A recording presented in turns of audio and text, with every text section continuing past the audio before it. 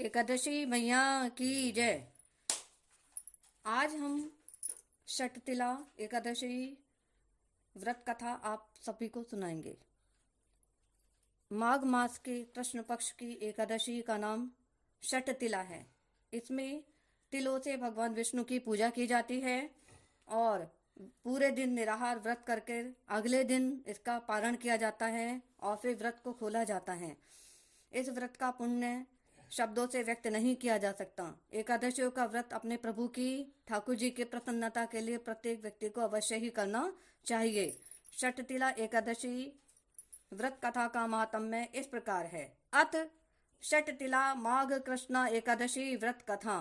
एक समय दालम्य ऋषि ने पुलत्स्य ऋषि से पूछा, हे मुनीश्वर, मनुष्य मृत्युलोक में ब्रह्म हत्या आदि महान पाप करते हैं और दूसरे के धन की चोरी, दूसरे की उन्नति देखकर ईर्ष्या आदि करते हैं, जलन आदि रखते हैं, परंतु फिर भी उनको नरक प्राप्त नहीं होता।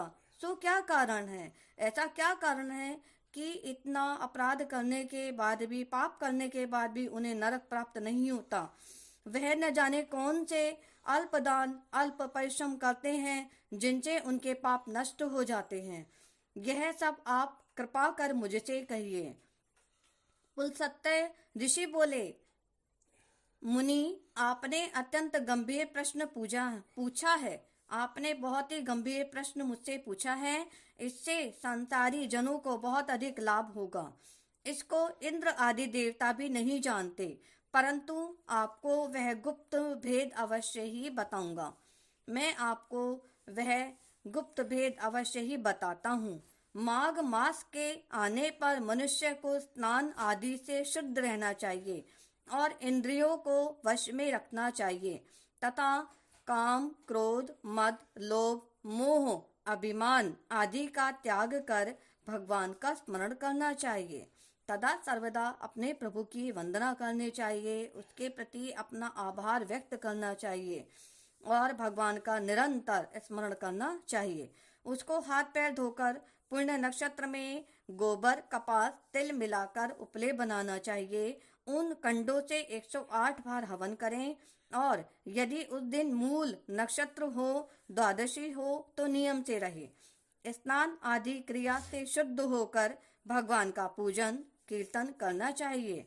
एकादशी के दिन व्रत करें और रात्रि को जागरण तथा हवन करें। उसके दूसरे दिन धूप दीप नैवेद्य से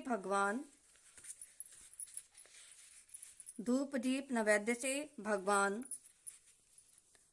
की पूजा करें और खिचड़ी का भोग लगाना चाहिए। उस दिन कृष्ण भगवान का पूजन करना चाहिए।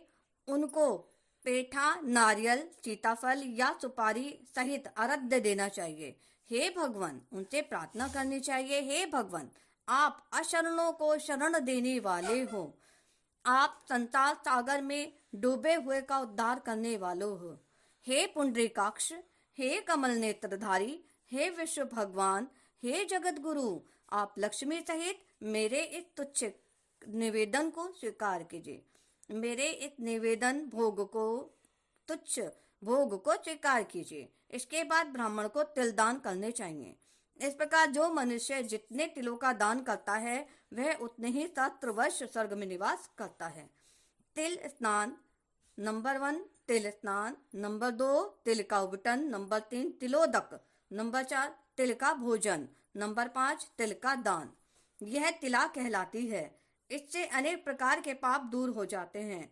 एक दिन नारद जी बोले, हे भगवान, आपको नमस्कार है। इस षटतिला एकादशी का क्या पुण्य होता है और उसकी क्या कथा है, सो आप कृपा करके कहिए। उनकी क्या कथा है सो कृपा करके कहिए। श्री कृष्ण जी बोले, नारद, मैं तुमसे आंखों देखी सत्य घटना कहता हूँ, ध्यान से सुनो। प्राचीन काल में मृत्युलोक में एक ब्राह्मणी रहती थी। वह सदैव व्रत किया करती थी। एक समय वह 1 माह तक व्रत करती रही। इससे उसका शरीर अत्यंत दुर्बल हो गया और वह अत्यंत बुद्धिमान थी, परंतु फिर भी उसने कभी देवताओं तथा व्रतों से अपना मन अस्थिर नहीं किया। इस प्रकार मैंने सोचा कि ब्राह्मणी ने व्रत आदि से अपना शरीर शुद्ध कर लिया है और इसको वैष्णव लोक भी मिल जाएगा, परंतु इसने कभी अन्नदान नहीं किया है, इससे इसकी तृप्ति होनी कठिन है। ऐसा सोचकर मैं मृत्यु लोक में गया और उस ब्राह्मणी से अन्न मांगा। वह बोली, हे महाराज, आप यहाँ किस लिए आए हैं? मैंने कहा, मुझे भिक्षा चाहिए। इस पर उसने मुझे एक मिट्टी का पिंड दिया। मैं उसे लेकर स्वर्ग लौट आया। कुछ समय बाद वह ब्रह्मणी भी शरीर त्याग कर स्वर्ग आई। मृत्यु दंड के प्रभाव से उसे उस जगह एक आम के वृक्ष सहित एक ग्रह मिला, परंतु उसने उस ग्रह को अन्य वस्तुओं से शून्य पाया। वह घबराई हुई मेरे पास आई और कहने लगी, हे भगवान, मैंने आपके व्रतादि से निरंतर पूजा की है, सदैव तुम्हारी पूजा की है, परंतु फिर भी मेरा घर वस्तुओं से रहित है। ऐसा क्यों हुआ? मैंने कहा, तुम अपने घर जाओ। मैंने कहा, तुम अपने घर जाओ, देव स्त्रियां तुम्हें देखने आएंगी। जब तुम उनसे षटतिला एकादशी का पुण्य और विधि सुन लो, तभी द्वार खोलना। भगवान के ऐसे वचन सुनकर वह अपने घर गई और जब देव स्त्रियां आईं और द्वार खुलवाने लगी, तब ब्राह्मणी बोली, यदि आप मुझे देखने आई हैं तो षटतिला एकादशी का माहात्म्य कहिए।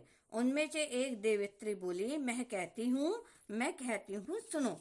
जब उसने षटतिला एकादशी का महात्म्य सुना दिया, तब द्वार खोला। तब देव स्त्रियों के कहे अनुसार उसने षटतिला का व्रत किया। इसके प्रभाव से उसका घर धन धान्य से परिपूर्ण हो गया। घर उसका धन धान्य से भर गया। अतः मनुष्य को मूर्खता छोड़ के षटतिला एकादशी का व्रत करना चाहिए। इससे मनुष्य को इस जन्म में आरोग्यता प्राप्त हो जाती है। कहा भी जाता है कि अन्न का दान महादान होता है। हमें अपने जो भी हम जीविका कमाते हैं उसमें से यथासंभव यथा योग्य अन्न का दान करना चाहिए, वस्त्रों का दान करना चाहिए, तिलों का दान करना चाहिए षटतिला एकादशी को। और अन्न का दान महादान माना जाता है। अपने बनाए हुए भोजन में से अगर कोई द्वार पर आ जाता है, कोई भी आ जाए, किसी भी रूप में आ जाए, उसे अवश्य ही भोजन कराना चाहिए। षटतिला एकादशी का महात्म्य व्रत कथा समाप्त हुई। षटतिला एकादशी का महात्म्य की कथा अपरंपार है। भगवान विष्णु की इस व्रत को करने से विशेष कृपा प्राप्त होती है। अतः आप सभी एकादशियों का व्रत अवश्य ही किया करें। ओम नमो भगवते वासुदेवाय। षटतिला एकादशी मैया की जय। विष्णु भगवान की जय। लक्ष्मी नारायण भगवान की जय। एकादशी मैया की जय।